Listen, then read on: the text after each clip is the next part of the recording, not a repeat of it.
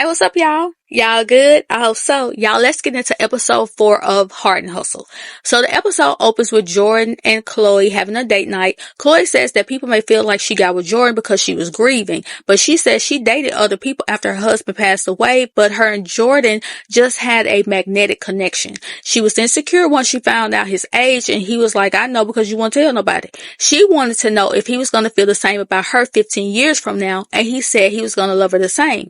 So then she wanted to know what if Neiko is still living with her. And I'm like, 15 years from now, at around the age of 40, Neiko is still going to be living with you? Jordan didn't understand that either. He said that she can't keep providing for Neiko. Chloe gets emotional and tells Jordan that him and Neiko aren't the same. Neiko needs a little more time to get his life together. She said that he had to put his life on hold when her husband passed, and Jordan wanted to know how did he do that. She said that he had to step up and be a daddy to his sisters because they didn't have any other male figures in the house.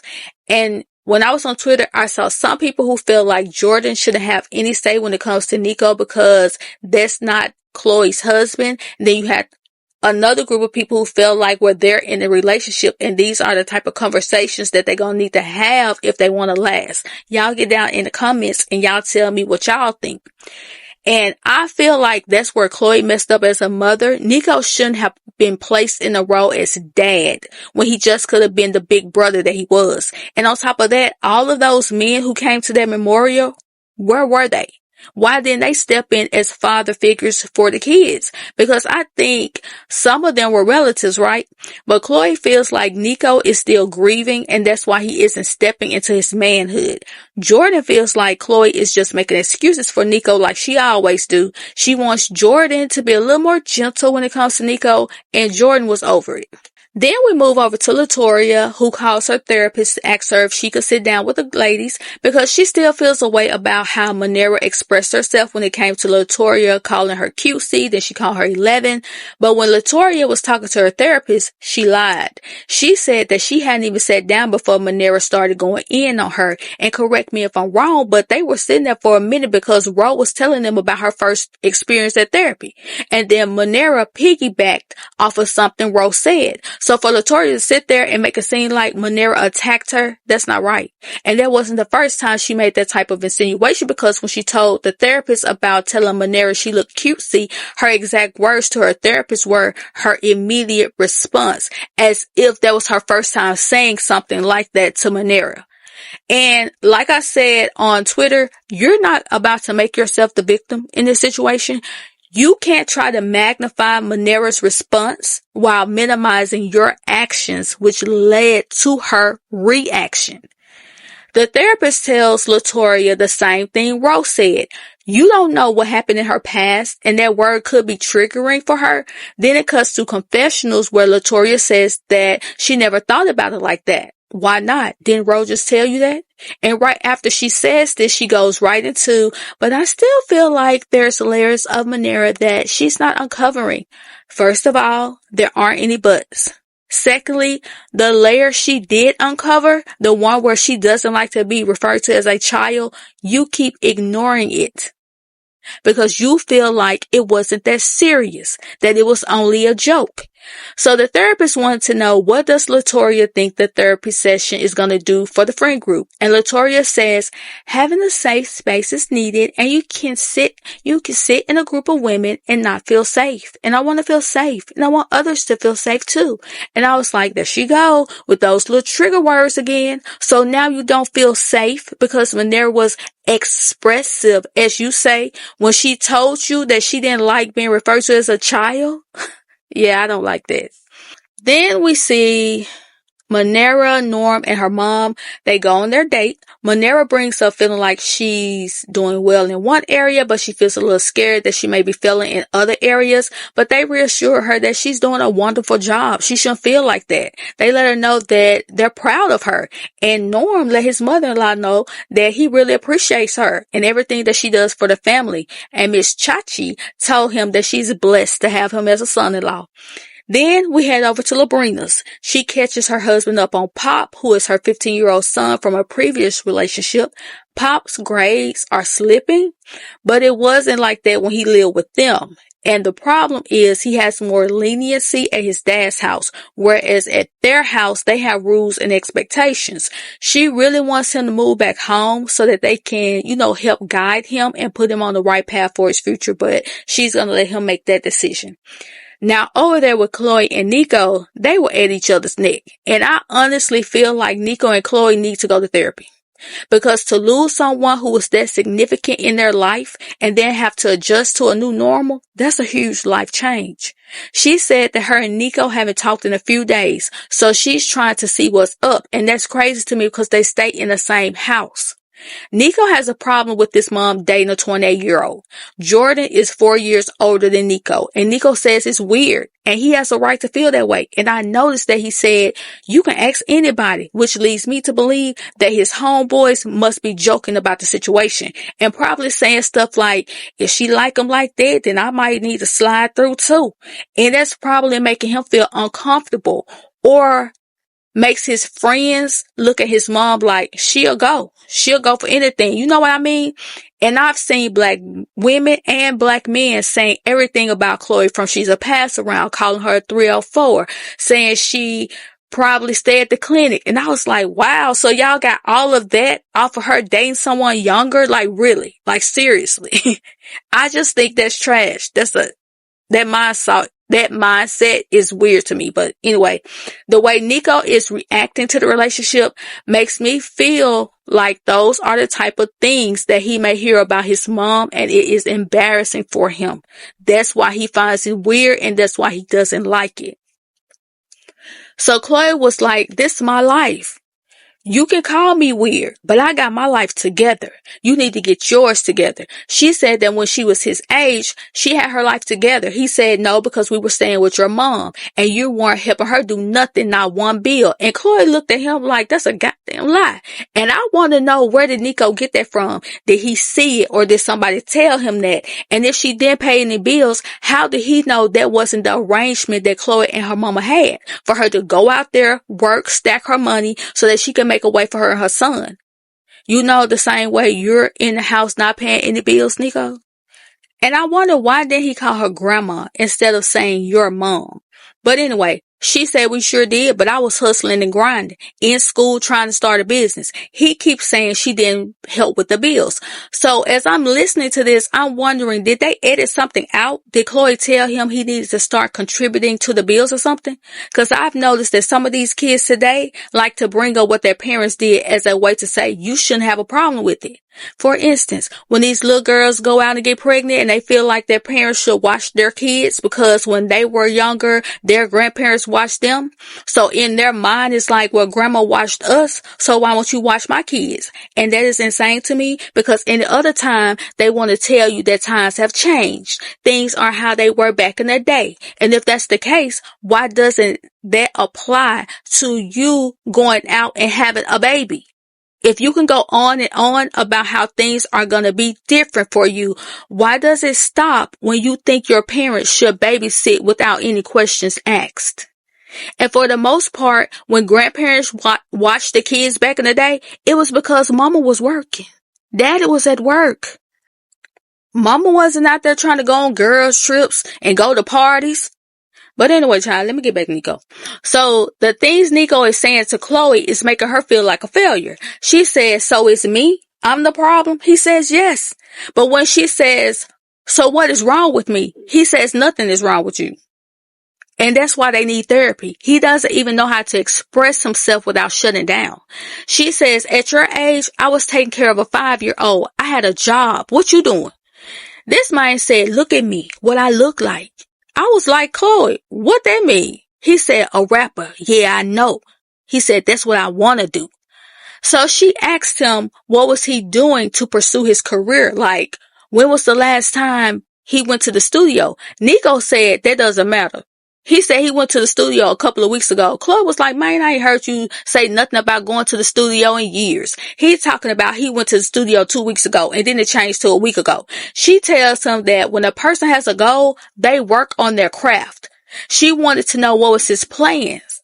Like, what are you going to do?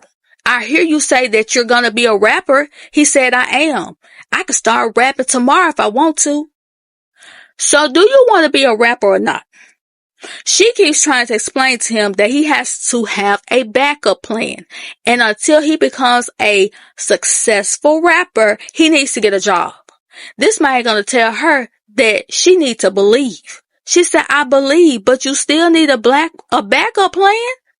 Baby, he is over it. And once again, he shuts down and he leaves. Now we're at Labrina's.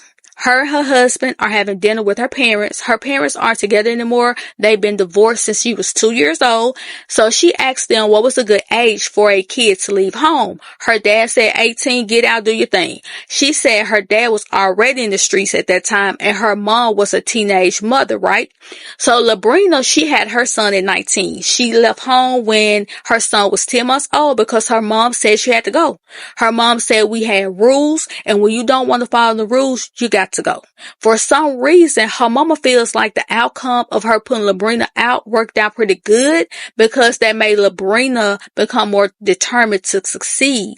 Labrina said, yeah, through trials and tribulations, she made a life for her and her son because she was in survival mode. She told her mom that she felt like there was no grace shown to her to allow her to figure life out. And in all honesty, you weren't about to get any grace, especially from parents who may have had that mindset that, oh, you're feeling yourself? You think you're grown? Oh, you smelling your britches. Well, since you so grown, you can get up out of here. And if you're grown enough to have a baby, then you're grown enough to figure it out. Figure out how to take care of your baby. Don't start whining now about being a child, not having everything figured out. You need time to get things together. Those are the things you should have been thinking about while you were out there busting it low and spreading it wide. Now, see, when you have parents that think like that, you should be thinking about life differently, even at 16 years old. Because growing up, we were raised to think about life as if our parents and grandparents weren't there. Because they wanted to make sure that they were teaching you at least the bare necessities to make it in a world without them. You weren't just fit to go through life all nilly-willy. You had to know bills, how to pay them, going to the grocery store, when to catch the sales, budgeting the money, who your doctor was, how to make an appointment, things like that. They were not about to let you make it to 18 and then say, okay, now it's time for me to teach you how to survive in this world. And I think that's something that Chloe and Neiko need to discuss because he's just out here existing. And being that he has seen how things can change in the blink of an eye, you would think as a young man, he would be trying to figure life out instead of depending on his mama for everything. Because what would he do if something were to happen to Chloe? Would he be able to survive? Would he even want to step into that role of dad again for his sisters? Would he even be strong enough mentally and emotionally to handle something like that? I don't think he would. He doesn't seem to have like a very go-get-it attitude. And I think that's because Chloe may have been overcompensating to make up for him having to step into that role as the male figure in his sister's life. But child, like I say, I don't know. But Labrina's mom tells her that when she told her to leave, it wasn't that she couldn't ever come back because she could always come back. Labrina said, you didn't even want to be there talking about with the stepdad. And her mom started laughing and she was like, sometimes you have to do what you have to do to get where you want to be. So then we head over to the therapy session with Latoria's therapist, Miss Sylvia, and the ladies. Latoria called it feels and heals. Feel what you feel so you can heal. Miss Sylvia asked the ladies what did they want to talk about. Elena starts with her and Josh not being their total selves, but she's only dropping breadcrumbs as she usually do. She said that she's holding things back to protect Josh. I get it. But at the same time, evidently he wasn't protecting you. So in the confessional, the producer asked her, like, what else are you not discussing? Elena says she doesn't like to share, but whatever it is, it has taken a lot away from her and has broken a lot of her trust. She doesn't know if she'll be able to move away from that space. And if that's the case, if you already know whatever it is that Josh has done, you don't think you'll be able to get over it or past it. Why are you still there? That has to be exhausting. And I like that Labrina asked her if Josh knew the steps that Elena wanted him to take, because the way Elena explains things, she comes off as if she doesn't even know what she wants. So how is Josh supposed to know? Especially if you're sitting with it and expecting for things to change between the two of you. I don't know. Whew. I really would like to know, what did he do? Was it more cheating? If he did, was it with someone younger? Was it with someone of the same sex? Is that why she made it a point to say something about Jordan's age and then say she's serious when it comes to relationships, while the whole time looking over there at Josh? Did he have a baby? Did he take some of her money? Does he have an addiction? Did he bring her back something that she had to go to the clinic for? What was it? Are they even still together? Because she be making some interesting posts over there on IG.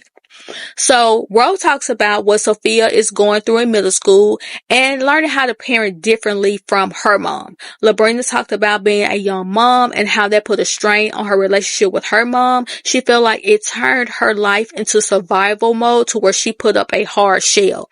And Chloe said that she feels like she's in survival mode and she feels like she has blocked Neiko out. But when her husband passed away, and it was because when her husband passed away, she couldn't worry about how other people felt because she was focused on, how am I going to get these bills paid and how are we going to survive? Then Latoya shares that her dad passed away a year ago and it's hard because he was her safe space. Then she brings up the situation with her and Muneera. So she says the way that she jokes may have been received poorly, like it could have been received wrong. So she tells Muneera that she wrote her a letter. Muneera says, I don't mind you reading the letter, but after the pool party, I left the conversation there. And I text you saying that I'm here for you, but you didn't respond. Latoya says she received it, but she needed time to process the situation because if I didn't hurt you, why were we talking so intensely? Muneera explains that it wasn't something that triggered her or bothered her. It was just irritating because Latoya kept saying it over and over again. So then Elena jumps in and tells Muneera that she doesn't like the word cute because when she called her cute, Muneera was like, why I gotta be cute? And Elena said that that was going to be the last time she called Muneera cute. And I'm looking at Elena like, please sit over there and eat your food. Because whenever the conversation is about everybody else, you always have something to say. But when it's about Josh, you're talking in fragments. Just like you told the producer that you don't like to share, I appreciate it if you didn't share your opinion on this either. Act like I'm Josh. Okay? So Latoya starts to read her letter. She explains that she wasn't trying to be shady, she was being sincere, and maybe she could have said that she admired how she looked. Me personally, I would not have wanted to hear that letter because to me, it felt like she waited until she got in front of people so that I would be more willing to hear it. And if I would have said no, then that would have made it seem like I didn't want to move past it when that wouldn't have necessarily been the case. But to me, that was very calculating. So then we move over to Ladies' Night that was put together by Chloe, but she had a little surprise for them, which was Shaniqua. Rose said that she don't like new people, and I'm with Rose, and especially not Shaniqua. And Chloe, why would you invite this lady without running it past the ladies? Rose said, you just keep popping up. And Elena gonna say, a surprise is usually pleasant for everybody. Chloe feels like they should be more open to meet new people. Nah, Chloe, I'm good. Latoya was like, okay, well, I haven't talked to you in like 10 years, so catch us up. Shaniqua feels a way about Latoya acting like she doesn't know her. Shaniqua feels like Latoya is minimizing the relationship and devaluing her character. She tells Latoya that minimizing an interaction with someone, you never know what that meant to them. Latoya said that she connected with Shaniqua on Facebook. Baby, why Shaniqua pulled out all this paperwork where she talked to Latoya through emails, and that was back in 2014. It's all crazy to me. She is stuck on her character being attacked just because Latoya doesn't remember her.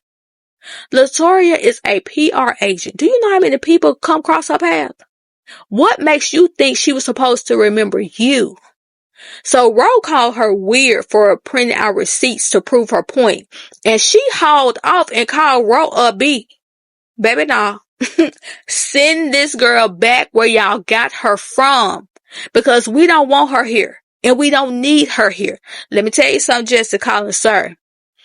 People will stop watching this show just off Shaniqua alone.